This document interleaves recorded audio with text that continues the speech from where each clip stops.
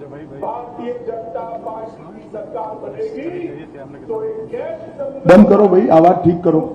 पहले सवाल जवाब कर लेते, बाद में वीडियो दिखाते हैं।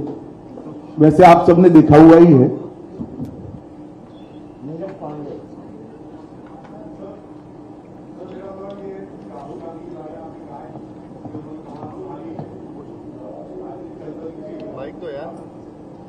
आपने चुनिंद कहा कि जब से राहुल गांधी ने कांग्रेस की कमान संभाली है तो राजनीति का स्तर नीचे गिरता गया है।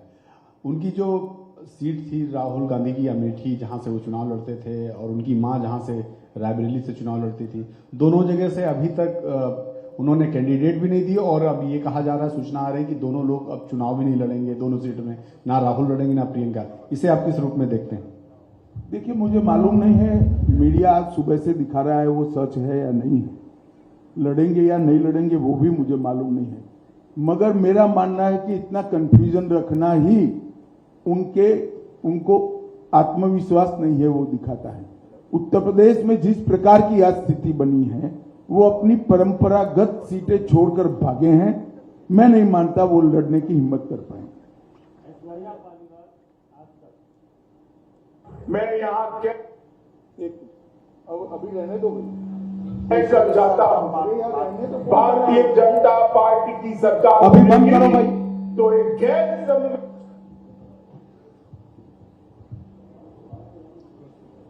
जी अमित जी, कांग्रेस ने कहा है कि वो मुस्लिम पर्सनल लॉ बोर्ड को रिस्टोर करेगी अपने मैनिफेस्टो में। देखिए, कांग्रेस पार्टी शुरुआत से अपीसमेंट की पॉलिटिक्स कर कर अपना बचा खुचा जनाधार संभालना चाहती है, बचाना चाहती है, समेटना चाहती है। पर्सनल लॉ हमारी संविधान सभा ने देश के विधानमंडलों और देश की संसद को आदेश किया था कि जब भी अनुकूलता खड़ी हो, इस देश में यूसीसी यूनिफॉर्म सिविल कोड लाया जाए। संविधान सभा में ज्यादातर सदस्य कांग्रेस के ही थे, वहीं यह निर्णय हुआ था, क्योंकि किसी भी पंथ निरपेक्ष देश के लिए धर्म के आधार पर कानून ठीक नहीं है। फिर भी आज ये जानते हुए भी संविधान के स्पिरिट से बिल्कुल उल्टा कांग्रेस ने अपने घोषणा पत्र में पर्सनल लॉ को लाने की बात करी है। भारतीय जनता पार्टी इसकी निंदा करती है। हमने हमारे घोषणा पत्र में कहा है कि हम ये प्रयास करेंगे कि पूरे देश भर में यूसीसी लागू किया जाए और हर धर्म के नागरिकों के लिए इस देश में एक ही कानून हो।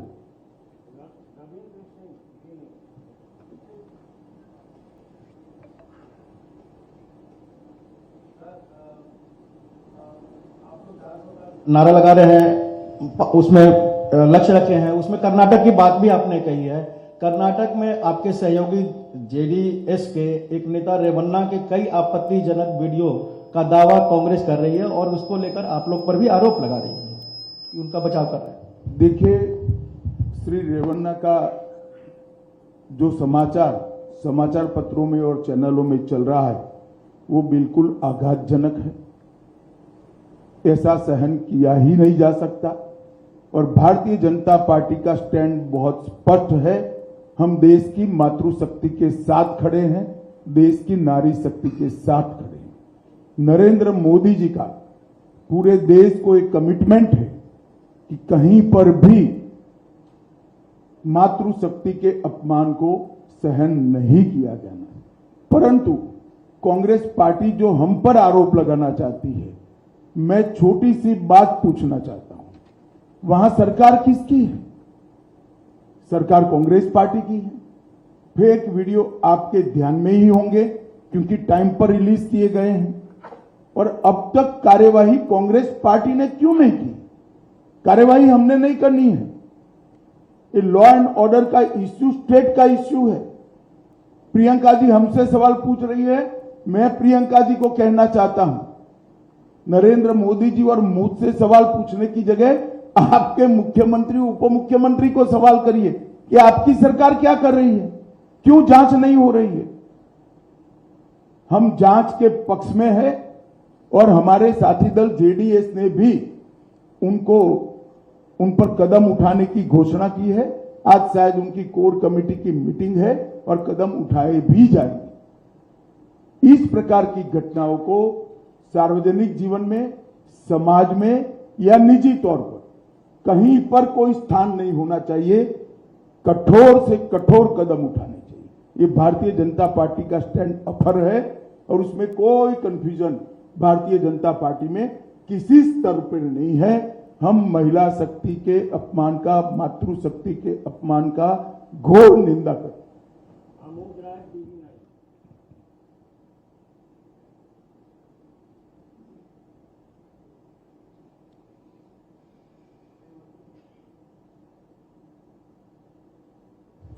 गृह मंत्री जी, एक कांग्रेस में खास जो सिविल कांग्रेस मैनिफेस्टो में एक बात उठाई गई है कि जो सिविल कॉन्ट्रैक्ट्स है उसमें भी मुस्लिमों को के लिए स्थान दिया जाएगा, प्रायोरिटी दी जाएगी। इसको लेकर क्या कहेंगे? देखिए, मुझे लगता है कि कांग्रेस पार्टी जीतने के डेस्परेशन के अंदर सामान्य विवेक भी खो चुकी है। जो कॉन्ट्रैक्ट है वो तो कौन फर्स्ट लोएस्ट है, सेकंड लोएस्ट है, इसके आधार पर तय करना चाहिए। किसका काम करने का अनुभव है, नहीं है, इसके आधार पर तय करना चाहिए। पास्ट में कैसा काम किया है, इसके आधार पर तय करना चाहिए। अब कॉन्ट्रैक्ट्स में भी अगर एक धर्म को दाखिल करना चाहते हैं तो मैं कांग्रेस पार्टी को पूछना चाहता हूं कि कांग्रेस के अध्यक्ष के बारे में भी आपकी कोई रिजर्वेशन की, माइनॉरिटी की योजना हो तो उसके घोषित कर दीजिए। इतना ही बचा है अब।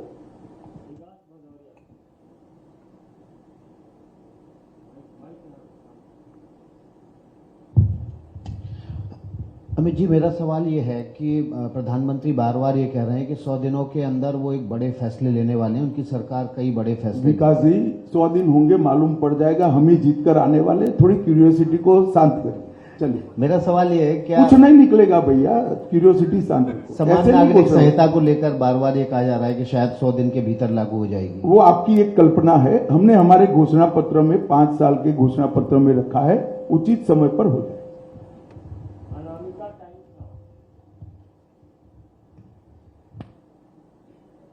राहुल गांधी बोल रहे हैं कि एक्सरे की बात चल रहा है देश में, जिससे दूध का दूध और पानी का पानी हो जाएगा। इसमें क्या विचार है आपकी? देखिए, राहुल जी कुछ भी बोल सकते हैं, कुछ भी कर सकते हैं। गनीमत है कि उनको करने का मौका जनता नहीं देती है और इस बार भी नहीं मिलने वाला है। धन्यवाद। अब शायद वीडियो ठीक से प्ले हो पाए। मैं यहां कहकर जाता हूं, भारतीय जनता पार्टी की सरकार बनेगी तो एक गैर संवैधानिक मुस्लिम रिजर्वेशन को हम समाप्त कर देंगे।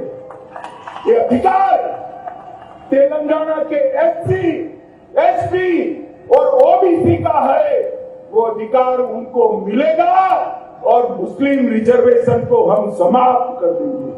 भारतीय जनता पार्टी की सरकार बनेगी तो एक गैर संवैधानिक एससी, एसटी और ओबीसी का है, वो रिजर्वेशन को हम समाप्त कर देंगे। रिजर्वेशन को हम समाप्त कर देंगे। तो दोनों वीडियो आपके सामने है। मेरा करबद्ध निवेदन है कि रिजर्वेशन के बारे में और इस फेक वीडियो के बारे में कांग्रेस जो भ्रांति फैला रही है, वो भ्रांति को निरस्त करने में मीडिया भी अपना सहयोग दे। और आप सभी का इतनी सुबह यहाँ आने के लिए बहुत बहुत धन्यवाद। नमस्कार। हाँ, बोलिए।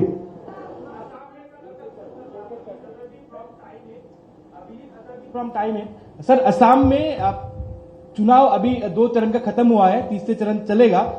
भारी संख्यक माइनॉरिटीज लोगों का ये मतलब सहाय मिल रहा है और नेतृत्व में दिखा जा रहा है। हिमंत बिस्वा शर्मा जी भी बहुत ही खास तौर से जगह जगह में माइनॉरिटी एरिया में कैंपेन कर रहे हैं और मुस्लिम का भारी तरफ से सपोर्ट मिले। इसका कारण क्या है?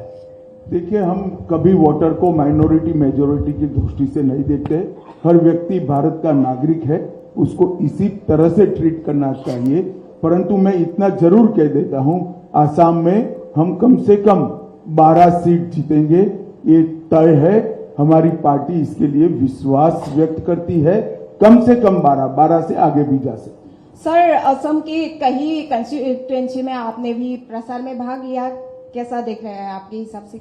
बहुत अच्छा एटमॉस्फेयर है यहाँ। जो शांति मोदी जी प्रधानमंत्री बनने के बाद प्रस्तापित हुई है, जो विकास का वातावरण मिल रहा है, सेमीकंडक्टर के इन्वेस्टमेंट को यहाँ आने से यहाँ के यूथ में काफी उत्साह है। हेमंत विश्व शर्मा जी ने पूरे आसाम में मोदी जी की सारी योजनाओं को नीचे तक पहुंचाया है। ढेर सारे भूमि कब्जा के केसों को रिजॉल्व किया है और आज आसाम की जनता इसके कारण पूरी तरह भारतीय जनता पार्टी के साथ है। और आसाम में हम गत समय की हमारी सीटों में भी बढ़ोतरी करेंगे। हम कम से कम 12 सीट जीतेंगे, 12 से आगे भी जा सकते हैं। अमित भाई, आप लगातार प्रचार में जा रहे हैं और आपकी पार्टी लगातार कह रही कि कांग्रेस है वो अपीसमेंट करे। आपने उसके मैनिफेस्टो को भी जिक्र किया, पर विपक्ष के कई नेताओं का यह कहना है कि आप भी तो राम के नाम पे वोट मांग रहे हैं। हमने राम पे नाम पर कभी वोट नहीं मांगा। हमने हमारे समय में राम मंदिर बना वो बता रहे हैं और उन्होंने प्राण प्रतिष्ठा के कार्यक्रम का बहिष्कार किया माइनॉरिटी वोट के डर से, वो बता रहे हैं। वोट देने का काम जनता को करना है। हमारे घोषणा पत्र में राम मंदिर बनना चाहिए और भारतीय जनता पार्टी कानूनी तरीके से राम मंदिर बनाएगी। वो 89 से हम 85 से कह, आज से नहीं कह रहे। और राम की ही कृपा है कि अब घोषणा पत्र में रखने की जरूरत नहीं है, मंदिर बन चुका है। अमित जी, दिग्विजय सिंह कह रहे हैं कि आप उनके बढ़ने की दुआ कर रहे हैं और केजरीवाल की पत्नी कह रही हैं कि जेल में बीजेपी उनके पति को मारने की कोशिश कर रही है। चलिए, ऐसी चीजें आपके अलावा शायद देश में कोई नहीं मानता है। जेल उनके पास है। जेल दिल्ली सरकार आपकी है, आप पार्टी के पास है। जेल का प्रशासन हमारे पास नहीं है। अब उनकी ही सरकार उनको मारने की कोशिश कर रही है तो उनको ही चिंता करनी चाहिए। फिर भी मुझे लिख कर कुछ भेजेगी तो हम कदम जरूर उठाएंगे।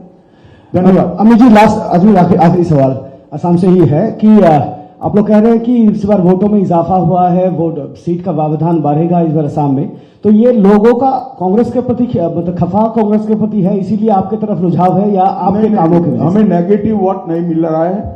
नरेंद्र मोदी सरकार और हेमंत विश्व शर्मा सरकार के अच्छे कामों के कारण एक मजबूत पॉजिटिव वोट बैंक आसाम में जनरेट हुई है। हमारा पॉजिटिव वोट मिल रहा है, सकारात्मक वोट मिल रहा है। चलो भैया, हो गया। चलो, धन्यवाद।